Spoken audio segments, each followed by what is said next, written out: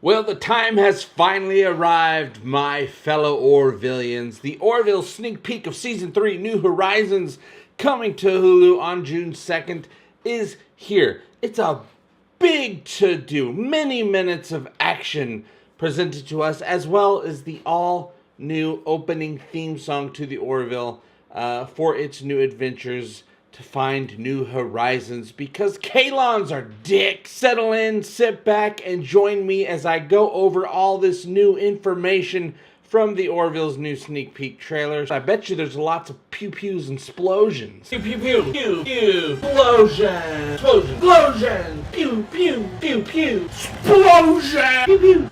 Okay, right off the bat, huge action sequence.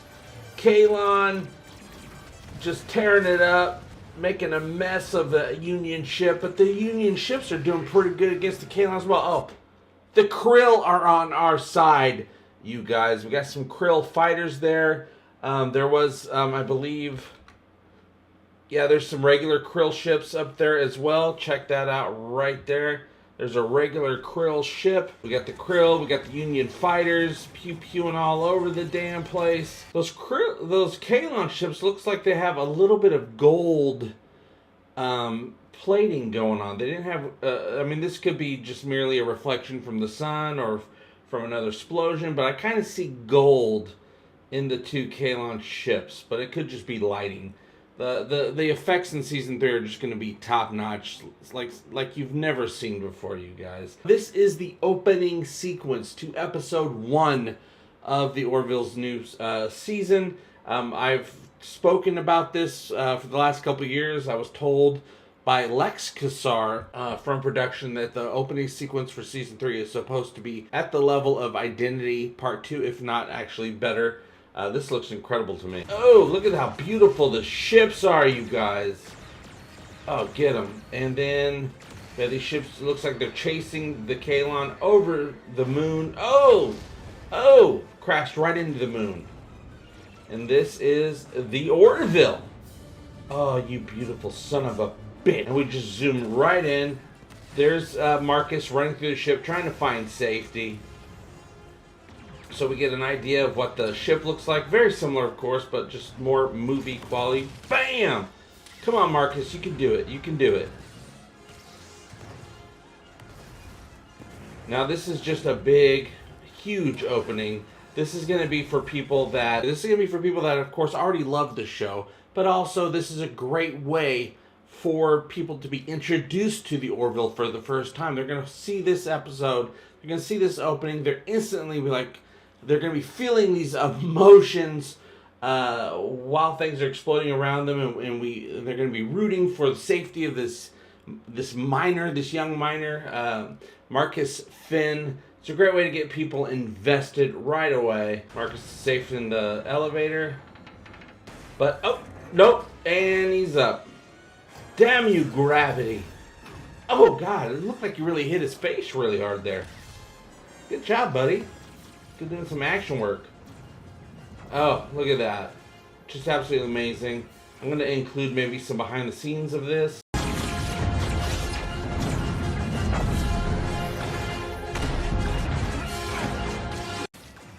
Get out there. Oh! People getting sucked out into space, you guys. You know the Orville is not afraid to suck some fools out into the vacuum of space. Marcus is safe so far. We'll see how that goes. He has made it to his quarters. And, oh, there's Ty, you guys. He's so worried. Oh, look at all that damage they're looking at. Oh, that ship is exploded. Oh, there's Isaac. Isaac, of course, is our friend.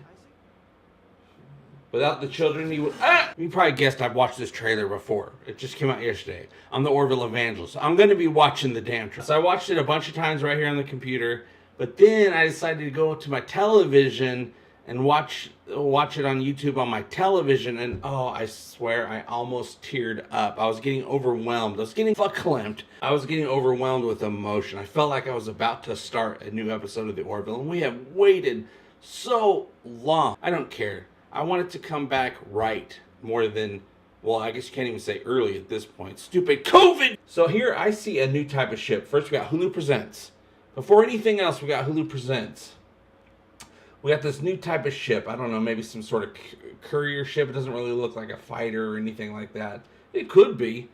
Or it could just be some sort of transportation shuttle. No clue. Hey, little guy, do you fix things? Oh, look at all of the technology. Oh, these are the new shuttles. You can see it's got these really awesome helicopter style, combat helicopter style front windows. It's got some edges.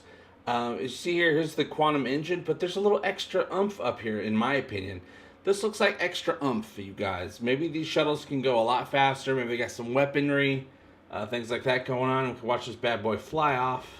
Do your thing, little guy. Oh. Okay, I'm going to pause here. And did I get it? Pause. Look at these. These are new types of ships. They very much, with the color scheme, look like they are Union ships. I'm sorry, it's kind of hard to get a clear image of these guys, but they have two giant belts around them. What is that? What kind of ship is this? How fast can they go? Are they deep space?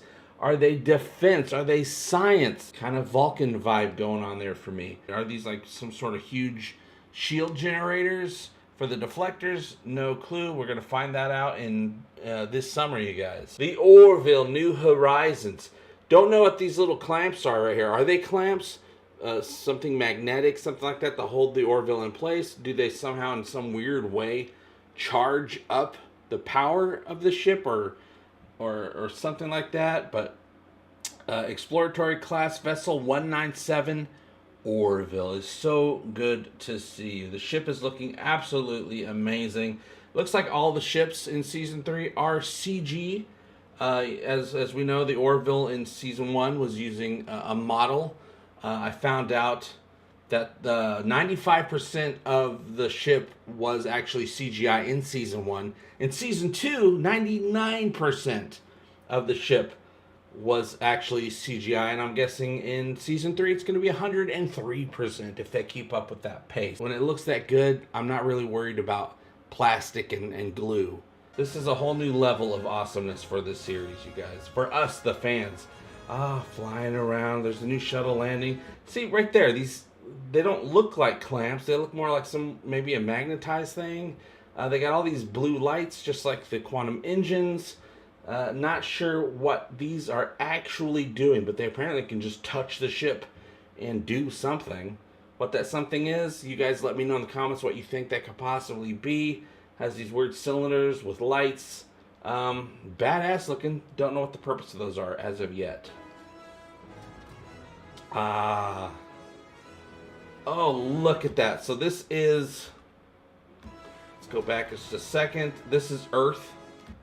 This is Earth. You got the light, the light grid. You got the Borealis effect right up here. This looks like a Union space dock right here at Earth. I am pretty positive 99.42%, which is how I estimate things. And we're going through a nebula. I think the ship kind of looks upside down to me, but it's hard to tell. I mean, it doesn't matter in space, right? You could just fly upside down. It's still going to be upright to you, correct? What way is the right way up in space? You guys let me know how Star Trek figured that one out. Oh, here we are. Just so many beautiful shots.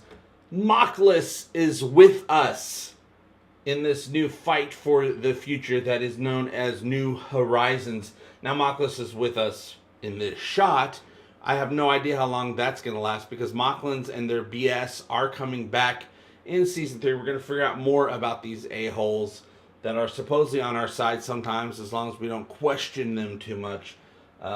We need their weapons. I think Isaac can probably hook us up with some pretty badass Kalon technology. But we don't want to lose their ships. We do have to fight the Kalon this season. We have to survive as sentient species all throughout the galaxy in this season. I do believe this season is going to be the Orville being sent on a special mission to get new allies. But we shall see how that pans out. It could just be go on missions and get new allies. It might not be a whole big thing to keep going deeper and deeper out into space, but I do know there are some deep space missions going on in this season. Oh, look at you. Oh, the glory hole is with us this season. I love that they have a nice little glory hole right there on the screen, all puckered up for us. Peter Macon as Lieutenant Commander Bortus, the perfect name to put on the screen if you're going to be showcasing a beautiful spatial galactic glory hole. And this planet, now they're saying Jessica Zor, as Tala. Don't know if this is actually Solea, but it is a beautiful new planet, or at least an area of a planet that I have not seen before. There's just more of a magical component they have added to this season.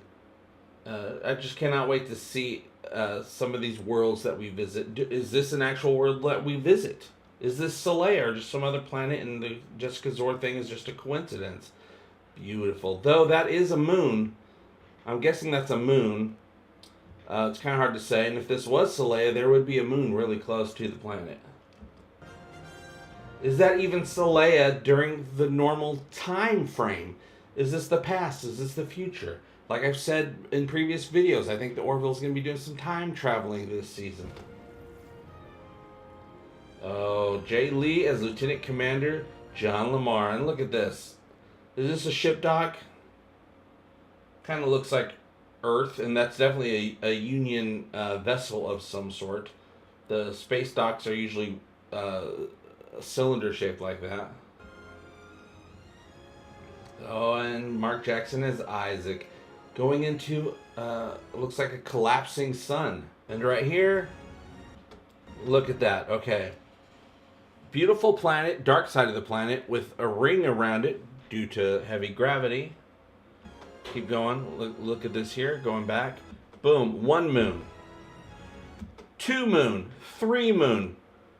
Ring around this beautiful planet. That, my friends, is Solea. Does this mean we are going back to Solea in Season 3? Who might we find on the surface of Solea? An old friend, perhaps, named Alara Katan. Alara's father. Alara's mother. Either way, if we're going back to Solea in Season 3, why not have Halston Sage return? There has been rumors of Halston Sage getting a schedule a couple years ago for some dates to come on and do a cameo role for Season 3, but of course that could have just been all BS. You know how the internet is mostly filled with BS, and you have to sort all the BS out to try to get to the truth. Some people, they make all their money just on the BS. Not me, though. I make money by working a second job.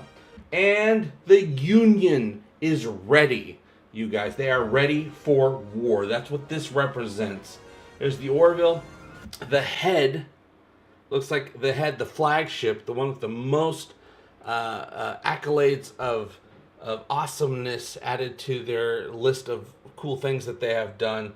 I believe they are now the flagship, the one with the most experience going up against the Kalon. Of course, you know, it makes sense to have them be the star of this whole battalion here, this whole armada, because they're the star of the show.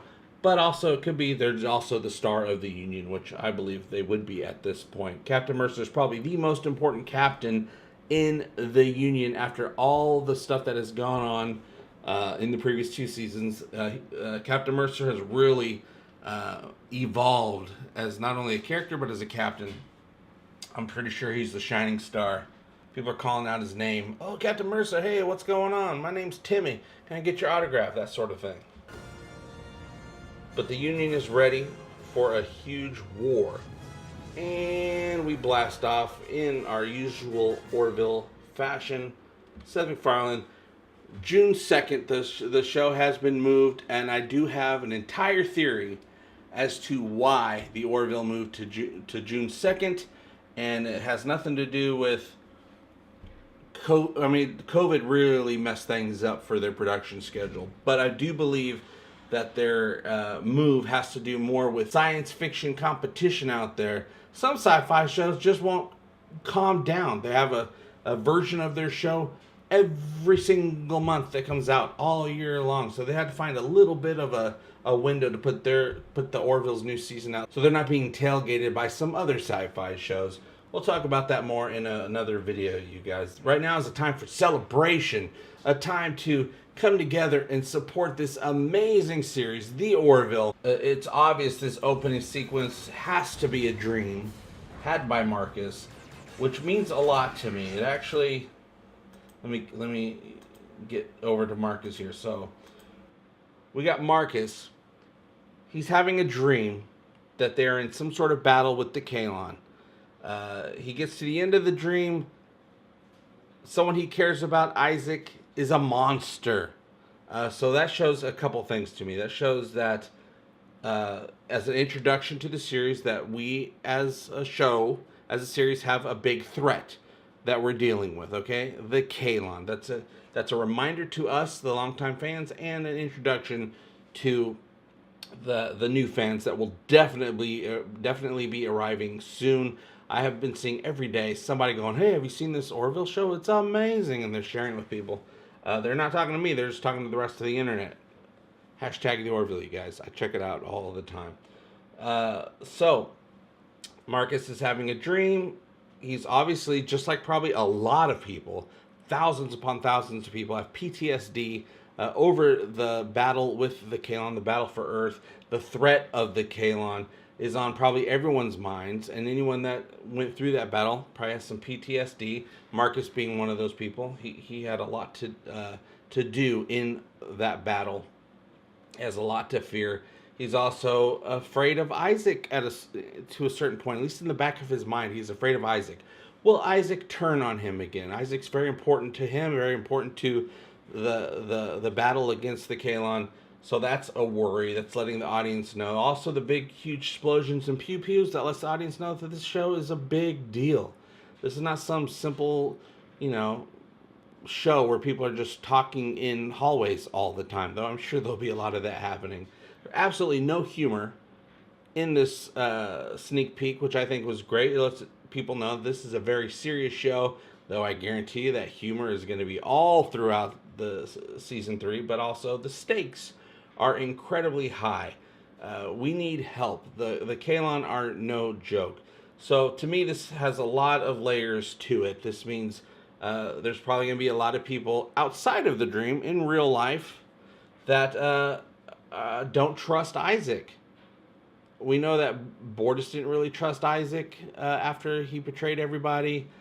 Claire is on the fence, hopeful for him to be proven to be back with us. So I see a lot of story in this scene. There's a lot of purposes. Action, to get your attention. A small kid in danger, that's going to get people's attention. But story-wise, yeah, they're afraid of the Kalon. They're afraid of what can happen again. And they're afraid of their alliance with Isaac falling through the cracks, you guys, and being torn apart. This is going to be an amazing season. New Horizons. We're going to see the Orville, get through those New Horizons, find safety, find hope for a better future. And isn't that what great sci-fi does? You guys know how YouTube works. Click on things if you want to click on them. Ignore them and tell YouTube to go F off if you prefer to do that. Don't click on anything. Either way, I hope all your times are egotastic fun times with some Orville thrown in there. I'll see you guys very soon. Love you. Bye-bye. God, I can't wait to watch it again.